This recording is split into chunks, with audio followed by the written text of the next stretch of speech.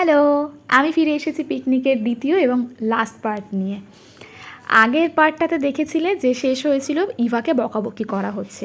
তো ইভাকে বকে তো এখানে একটা জায়গায় রাখা হয়েছে, মানে ওকে বসতে বলা হয়েছে, তো ও বসেছিল আর আমরা এখানে একটু গল্প করে নিচ্ছিলাম। ও কিভাবে বসেছিল দেখো, বকা খাওয়ার পরে কীরকমভাবে বসে থাকে, চুপ করে এক জায়গায় বসেছিল। তারপরে নিচে এসে আমরা যেহেতু 5 মিনিট দূরত্বেই ছিল পিকনিক স্পট, তাই আমরা ওখানে যাচ্ছিলাম। এদিকে দুই বোন রাস্তায় যাওয়ার সময় এরকমভাবে খেলছিল, দেখতে বেশ সুন্দর লাগছিল এই দৃশ্যটা। এখানে রান্না বান্না এখনো কন্টিনিউ চলছে আর ওদিকে হচ্ছে খেলা হচ্ছে। একবার যাই গিয়ে দেখি কি খেলা হচ্ছে। আর এদিকে এদেরকে যেতে বলছে যে হাঁড়ি ভাঙাতে, মনে হয় হাঁড়ি ভাঙা হচ্ছে, হ্যাঁ চোখ পাচ্ছে। দিশাকে যেতে বলছে, কার মাথা ফাটা ফেটে যাবে তো ভালো হবে না। না না এ বাবা রাগ করছে, যাচ্ছি না বলে। এই দিশা যাও, এই তুমি না ছোট মেয়ে, আমি তো বড় হয়ে গেছি, যাও। এ বলছে এ তাকে ঠেলছে, ও তাকে ঠেলছে। যাও যাও যাও, তুমি যাও না, যাও যাও যাও যাও, হয়তো দিদি ভাই যাচ্ছে। এ ওকে সে তাকে এরকমভাবে ঠেলাঠেলি করলেও শেষ পর্যন্ত আমরা কিন্তু কেউই সেই খেলাতে অংশগ্রহণ করিনি, দাঁড়িয়ে দাঁড়িয়ে দেখছিলাম। তবে এদিকে দেখো ইভার সঙ্গে দেখা করতে এসেছে এই ছোট্ট সোনাটা। ও ভীষণ খুশি হয়েছে ইভার গায়ে হাত দিতে পেরে। আমরা পরে খাবো, কিন্তু আপাতত আমি মাম্মামকে খাইয়ে দিচ্ছি একটু ডাল, একটু ভাত, একটু মাছ ভাজা আর স্যালাড দিয়ে, তাই তো মাম্মা?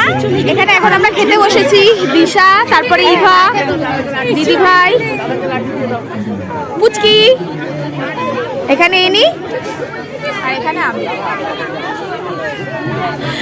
আর ছোট পুচকি তার ঠাম্মির সাথে ওই যে দূরে, ওই যে হাত ধরে দাঁড়িয়ে আছে, ওই যে যাচ্ছে। আর এখানে দিভা, এই দিভা বলছি, দিশা আর ইভা একসঙ্গে হয়ে দিভা হয়ে গেছে, ভালো না। ইভার সঙ্গে অনেকে জায়গা, তাই তো বললাম দিভা বলে ফেলেছি। ইভার সঙ্গে অনেকে দেখা করতে আসছে। তো আজকে পিকনিকের মেনু হচ্ছে ইয়াম বড় একটা বেগুন ভাজা, ডাল, তারপর এখনো কিছু দেয়, মাছের মাথা দিয়ে ডাল। আমি বেগুন নিইনি কারণ আমার অ্যালার্জি, এরও অ্যালার্জি, ওই জন্য খায় না। দিদি ভাইয়েরও অ্যালার্জি, নেয়নি, ও খায় না, ও ইচ্ছা করে নেই, কারণ দেখলো আমরা নিইনি ওই জন্য ও নেয়নি। এবারে প্লেটে চলে এসছে মাটন, আর আমি তো মাটনের চর্বি খেতেই, মেনলি মাটন মানে আমি চর্বিই খাই, তো সেটাই দিয়েছে, দারুণ হয়েছে। এবার একটু খাবো। এদিকে খাচ্ছে, এদিকে ইনি চিকেন খাবেন, ওই জন্য উনি মাটন নেননি, আর বাকি আমরা সবাই মাটন। এখনো খেয়ে দেখিনি, খাবো। বাকি আমরা সবাই মাটন মাটন নিয়েছি, ওই তো তাই বলছি। হ্যাঁ ও চিকেন, কিন্তু শোনার বাকি আমরা সবাই মাটন, আমরা মাটন, এই যে চিকেন। এলিশা সব নিয়ে নিয়েছো? সব মাটন সব ঢেলে নিয়েছি আমি, পুরো পিকনিকের মাটন মনে হচ্ছে প্লেটে। সিরিয়াসলি তাই লাগছে। আরে হবে না কেন, আমি তো আমাকে দুটো দিয়েছিল, আমি দুটো তুলে দিয়েছি তোর প্লেটে, তাই জন্য এখনো মাটন শেষ করে উঠতে পারিনি, তার মধ্যে আবার চাটনি পাঁপড় দিয়ে দিয়েছে, পানটা হাতে ধরিয়ে দিয়েছে।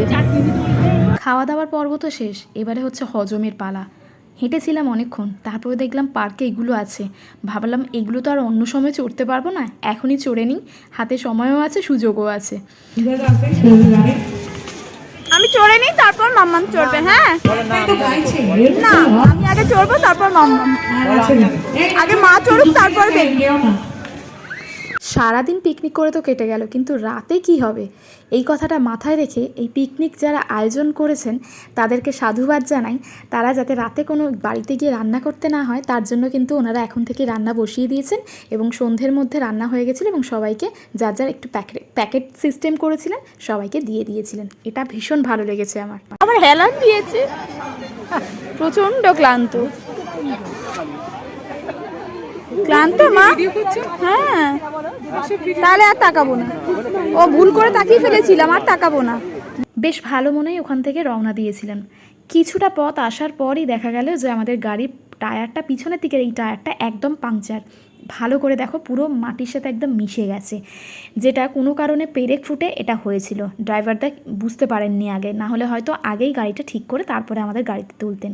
মেকানিকের অভাব, তাই এদিকে গেছিলো তন্ময় মেকানিক আনার জন্য, কিন্তু এতটাই দূরে গেলেও মেকানিক সেই সময় দোকানে না থাকার দরুন মেকানিকও আসতে পারেনি। আমাদের রাস্তায় অলমোস্ট 1.5 ঘন্টা দাঁড়িয়ে থাকতে হয়েছিল।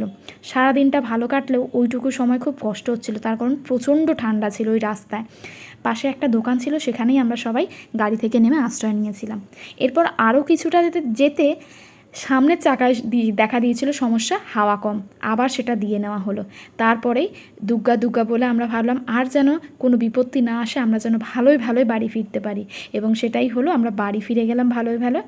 বাই দ্য ওয়ে, এই ব্লগটা এখানে শেষ করছি। এবার কেমন লাগলো তোমরা কিন্তু অবশ্যই কমেন্টে জানিও, আর ভালো লাগলে একটা সুন্দর করে কমেন্ট রেখে যাও, যেটা পড়লে আমার মন ভালো হয়ে যাবে এবং ভিডিও করার উৎসাহটা আরও বেশি করে পাবো। চলো এখনের জন্য টাটা।